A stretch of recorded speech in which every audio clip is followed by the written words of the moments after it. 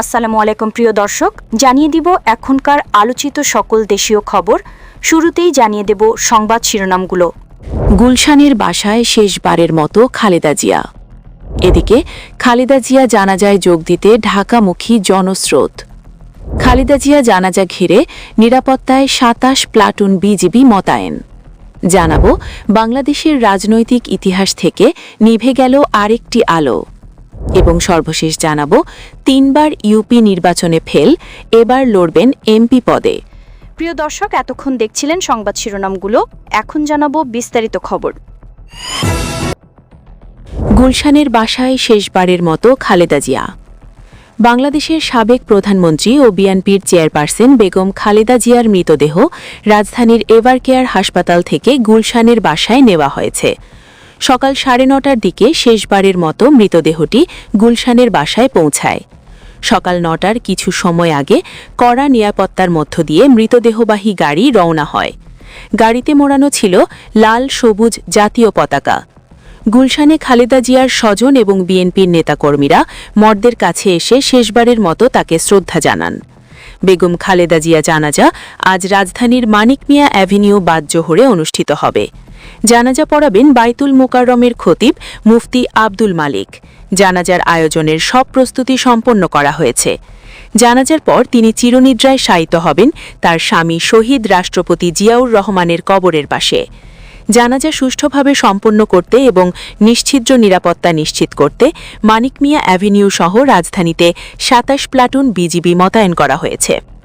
বিষয়টি নিশ্চিত করে বিজিবি জনসংযোগ কর্মকর্তা মোহাম্মদ শরীফুল ইসলাম জানান, বেগম খালেদা জিয়া জানাজা ও দাফন কার্যক্রমকে ঘিরে সার্বিক নিরাপত্তা জোরদারে এভারকেয়ার হাসপাতাল, জাতীয় সংসদ ভবন ও জিয়া উদ্যান এলাকায় ২৭ প্লাটুন বিজিবি মোতায়েন করা হয়েছে।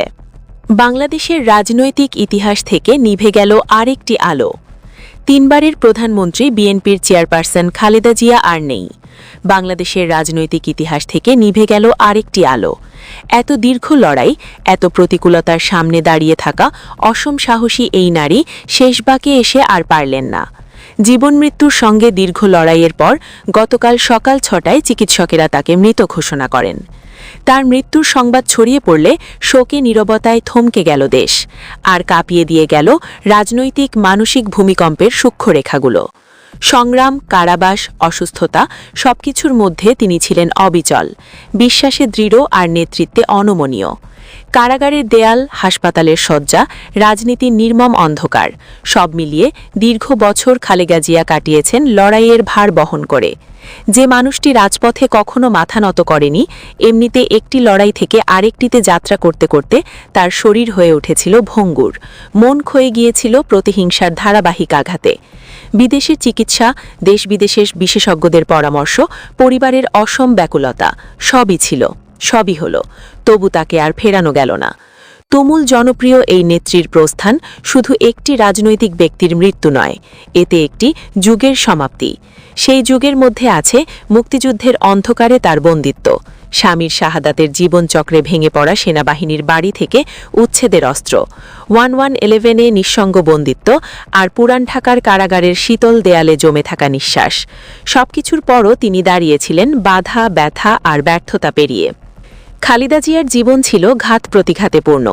একদিকে তিনি ৩ বারের প্রধানমন্ত্রী, গণতন্ত্র সংগ্রামের মুখ, অন্যদিকে সমালোচনাও তার পিছু ছাড়েনি।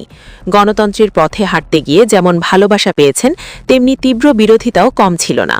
অনেক ভুলের দায় তাকে বহন করতে হয়েছে, কিন্তু তার অটলতা, প্রতিকূলের মুখে দাঁড়িয়ে থাকার ক্ষমতা আর ব্যক্তিজীবনের অবর্ণনীয় ক্ষতবিক্ষত অধ্যায় তাকে আলাদাভাবে স্মরণীয় করে তুলেছে।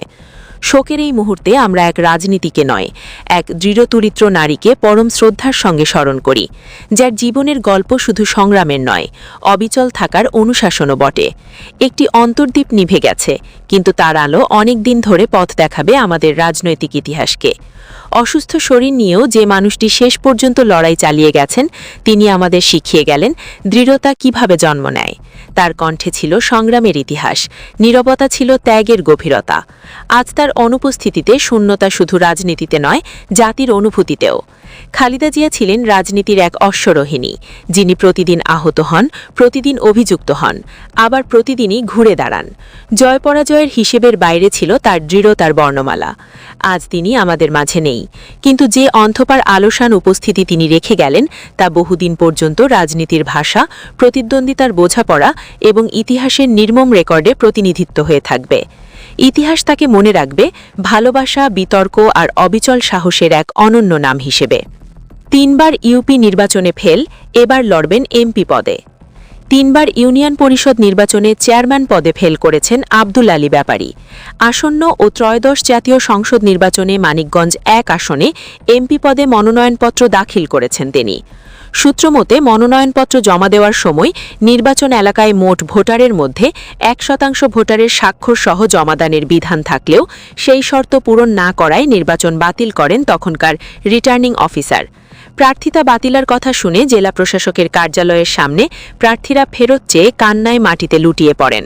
পরে আইন শৃঙ্খলা বাহিনীর সদস্যরা এসে তাকে সান্ত্বনা দেয় এবং প্রার্থিতা ফিরে পেতে আপিলের পরামর্শ দেন। হলফনামাপত্র সূত্রে জানা গেছে, মানিকগঞ্জ 1 আসনে স্বতন্ত্র প্রার্থী মোহাম্মদ আব্দুল আলী ব্যাপারী মানিকগঞ্জ খিওর উপজেলার বেড়াদাঙ্গা এলাকার মৃত মুচিদ্দিনের ছেলে। পেশায় তিনি একজন কৃষক ও স্বশিক্ষিত। পারিবারিক সূত্রে জানা যায়, মোহাম্মদ আব্দুল আলী ব্যাপারী 2011, 16 ও 2021 সালে ঘিওর উপজেলার সিনজুরি ইউনিয়ন পরিষদের চেয়ারম্যান পদে নির্বাচন করেন এবং পরাজিত হন।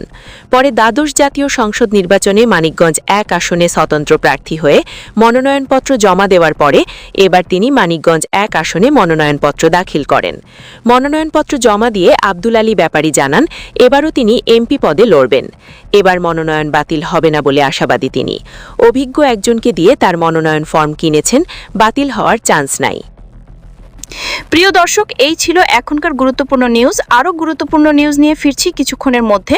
নিউজগুলো সবার আগে দেখার জন্য এই চ্যানেলটি সাবস্ক্রাইব করে আমাদের সাথে থাকুন। ধন্যবাদ।